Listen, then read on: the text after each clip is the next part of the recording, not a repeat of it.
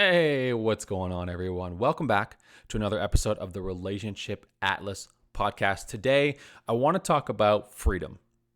This came up in a coaching call I had today with a client. The idea of freedom. What is freedom? How do we get there? How do we experience it? Why is it that sometimes we think that relationships take away our freedom? What does it look like to be free in a relationship? And what do I think personally freedom really is? And how do we accomplish that? It's a loaded conversation, but I think not only does it help us apply a different stance towards our relationships, but I think it's going to help us in our day-to-day because it's really simple, in my opinion. And here's my take. I'll start with my definition or my take on freedom. Freedom is choices chosen. Or put another way, freedom is decisiveness followed by action. Let me explain myself. You ever notice that a lot of people who say, I really want to be free or I want to feel freedom, what they're looking for is to be able to do whatever they want, whenever they want, however they want? They believe that freedom is nothingness, it's emptiness, no responsibility, no purpose, no intention, no need to drive forward, no need to do anything. You have unlimited options available to you. I think that experience, it actually leads to more suffering. Why I believe that is because when you have that ability to choose whatever you want, whenever you want, you are leaking energy in so many different directions. Let me give an example of what I mean by leaking energy in multiple directions. Think about if you're in a relationship right now or you've been in one, you've battled the what are we going to do for dinner conversation, right? It is a conversation that's very loud. A lot of relationships struggle with it. Why is that? My opinion is because no one's making a decision. There's no decisiveness in that conversation. Now, we could spend time saying whose responsibility is it? The masculine should be leading. Why can't she just make up her mind? We could lean into that. But I just want you to notice as an example of freedom versus not freedom. You have about as many choices as you could possibly have for dinner. You have Uber Eats, DoorDash, Grubhub. You have every delivery system available to you. You could even deliver groceries to cook. Or you could go to the grocery store and get groceries, or you could cook what you have in the house, or. There are so many options available to you. So theoretically, in that example, you should feel free. You can have whatever you want, whenever you want, however you want it. But because we have defined freedom as lack of action, there is no action in freedom. I don't really have to do it, or I do have to do it. Well, again, you still have that choice. You could cook dinner or not cook dinner. You could order food or not order food. You have freedom there. And yet it is one of the most frustrating experiences to have, right? And so yes, there's another person involved. But what I'm pointing out here is that there's a reality around freedom that it is more of decisiveness than it is lack of decisiveness. It is more choices chosen than it is having so much choice. I'll give another example. When you go to watch a movie or a show, notice how free you feel when you have a show to watch. Me and my partner, Gabby, we always laugh about this. When we go and we don't have a show to watch or we don't have a choice chosen, we are suffering. We don't feel free. We don't feel alive or energized. We feel bogged down. We feel taken out of the scenario. We feel a lack of presence. We feel frustration, right? It is a lack of freedom that we feel based on, ironically, a ton of choice. Prime Video, Apple TV, Netflix, Hey Peacock, you name it, it's there, right? Tons of choice equating to a lack of the feeling of freedom. I don't feel free in that experience. When we have found a show, I can settle. I feel at ease. I feel grounded. I feel alive a little bit. I feel excited. There is freedom available to me. I feel more free now. What I feel free to do is take action following that, right? So being invested into the show, or maybe we were waiting to eat dinner because we were picking a show. Right now I'm free to eat dinner. Ironic, right? I have chosen a choice, and now all of a sudden I feel free to do the next best thing. Let me give another example that backs up this theory of freedom is choices chosen. Talk to somebody who is debating the career option, debating if they should work at their job or not work at their job. Does that person seem free to you? Think about your own experience. When you're not sure if this job is for you, you have a million different options out there that you could pick. Do you feel free in that moment, or do you feel bogged down by choice? You think about a lot of the newer generations coming up into a relentless amount of choice. Do you think that any of them feel free or any sense of freedom? Or do you feel concerned that there is so much and they're not sure what to choose, so they're lost? My experience is a lot of them are lost. They're not sure what is the next best decision because they have so much choice. And again, the narrative is, well, look how free you are because you have so much choice. Now I want you to consider this from a relationship standpoint. Talk to somebody or think of an example because I know you have one. Go back to the last conversation you had with somebody that you know who wasn't sure if they should be in the relationship or not. Does that person feel free to you, or does that person seem like they're suffering? What's the relation to this conversation? Because they're considering if this is for them or not for them, they are saying, well, technically I have choice here, right? They could leave or they could not leave. They have choice. They could go to a dating app and find somebody else. They could cheat. They could have an affair. They have choice now because they're not sure if this person is for them. That technically should equate, according to the definition, as freedom.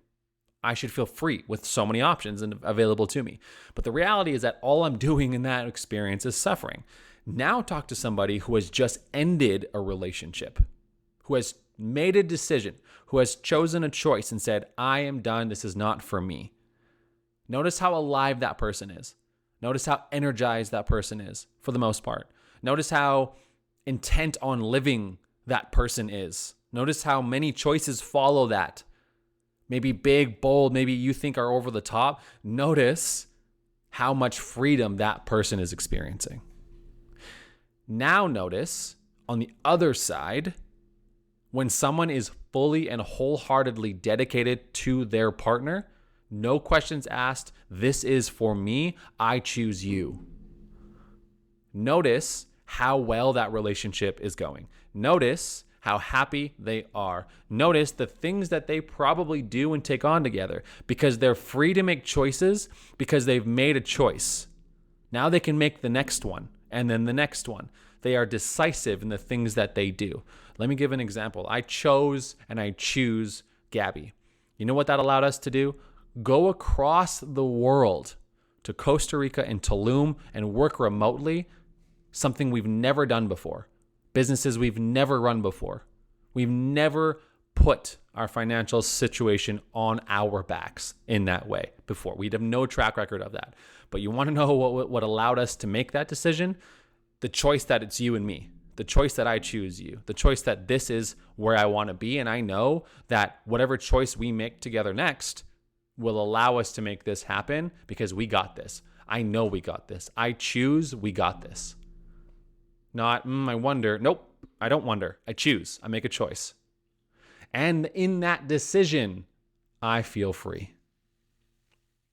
So why is this such a big conversation? Because I find that in a lot of relationships right now, there is so much choice outside of the relationship dynamic. OnlyFans couldn't be bigger. Porn couldn't be bigger. Dating apps couldn't be bigger. The accessibility of other options is so widespread and massive that it's making it difficult for us to stay focused on our choice. God, sometimes I can't even get through 20 minutes of scrolling on my phone without something trying to pull me away from this choice. Even if it's just for a moment. But that moment pulls my energy away. It's an energy leak, as I discussed earlier, right? I will admit, in my past, I have had issues with pornography. And all that ever did was give me the idea that I have choice while I'm choosing something. And in that, all I did was suffer. And so did my relationship in its own way. And so now, as I have recovered or am in constant recovery of that experience in my life, I have a lot more freedom because I have chosen this. I choose this fully, and I choose to invest in everything that it needs. I am free now because I have made that choice. Not free to choose other options, free to do other things with my time and my life and into my relationship because, again, I have chosen. I don't think I could say the word chosen anymore in this conversation. And I hope that by the end of this, what you're establishing for yourself is a repertoire of making decisions. And that anytime you're stuck in an indecision, either choose to be there or make a choice and get out. You can choose to be indecision. I believe that. I believe that you can choose to say, hey, I'm not sure right now, and I'm okay with that. I think you can do that. But all I'm inviting in here with that piece is if you choose to stay in indecision, then anytime you are offered, well, this is stupid and I can't believe we're here and I just don't know why I can't get a choice in, just know that you put yourself in that position. Nobody else did. Take ownership around that. Take accountability for that. That's crucial. You do so in the same way that if you just made a choice, you would still take ownership and accountability for the choice you made. I love the conversation around choose your hard because I think choosing your hard is another representation of choose your freedom journey. When you are in a relationship, choose your hard. You can either choose the hard of choosing your partner and the things that that's going to take in order for you to fully invest into the relationship, or you can choose the hard of leaving the relationship and whatever entails that, whether it's finding a new partner or being single for a while and being back on your own. Or you can choose the hard of living in the middle. I'm not really sure if this is for me, but I'll stay for now. Just notice how you feel in each of those scenarios and notice how either freedom shows up or freedom doesn't. Because it's a feeling to me. It's not a destination that you get to when you have $1 million. It's an experience that you feel.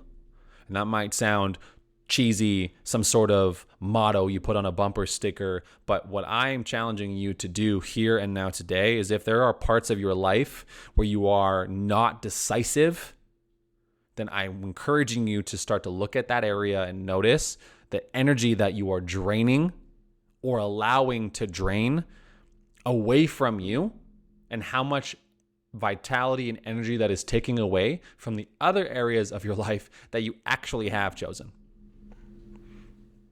A lot of the times in a relationship dynamic, one of the bigger challenges is that somebody is concerned with their career choice.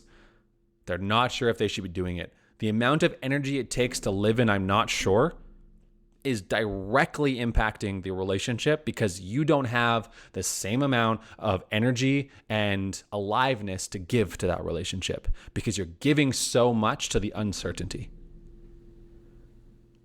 If you are uncertain about your partner and that relationship, there needs to come a moment where you make a choice.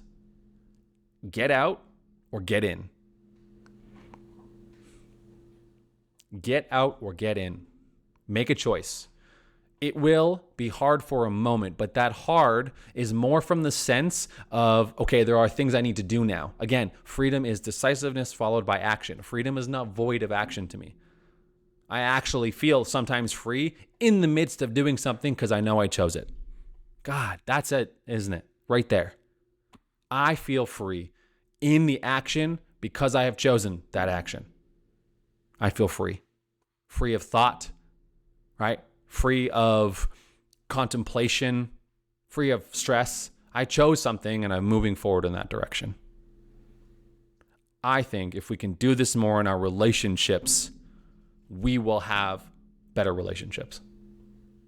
I think if we make the conscious choice, and you know the relationships that are out there, you know the ones that have chosen. I'm gonna go to mine just as an example. If you go in depth into my relationship, you know this is what we chose. And so what we then get to choose next together is so much more open and available to us. It's freeing to choose this knowing I can then choose the next thing together. So, your biggest takeaway from today, my biggest takeaway from this conversation, freedom is not choice. Freedom is choices chosen. Freedom is decisiveness or a decision followed by action. If you can take that into your day today and apply it to one thing, I promise you that you will feel lighter and more at ease. Just choose it. If you're going to be on the couch and you're going to watch a show, choose it. If you feel like, oh, there's so much time available for me to do that, choose, I'm going to watch one show and that's it. Great. Then make the next choice. But if you live in, should I be watching this? Should I not? Should I be doing something else? You have not chosen, and therefore you are not free to experience what you want to experience. If you're in a relationship dynamic and you are uncertain about what to do next, I understand that's a harder battle than just simply choosing a show or choosing what to eat.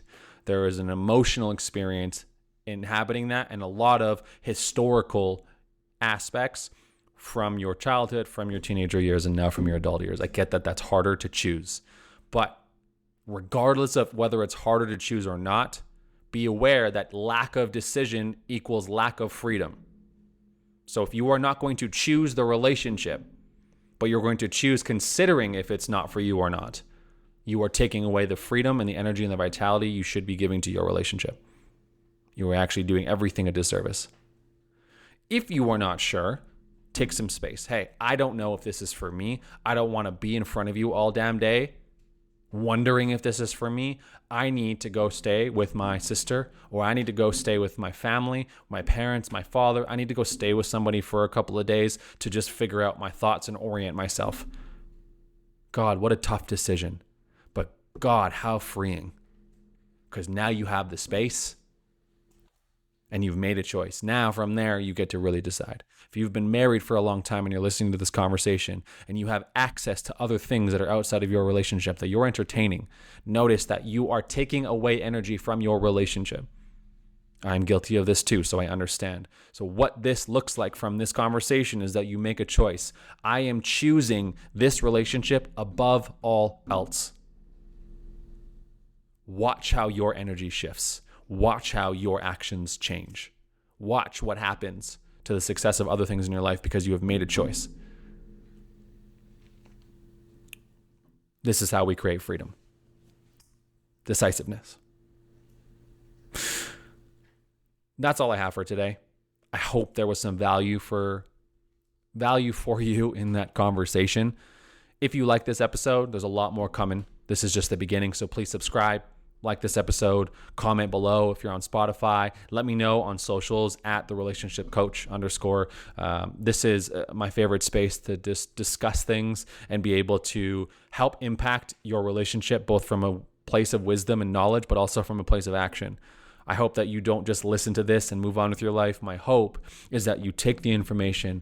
I hope it stirred you in some way. And then I hope it puts you in a different approach, different mindset, different perspective. I hope that it challenges the current actions you're taking and puts them more in alignment with what you want, what you're looking for, what you need, and what you're aspiring to have.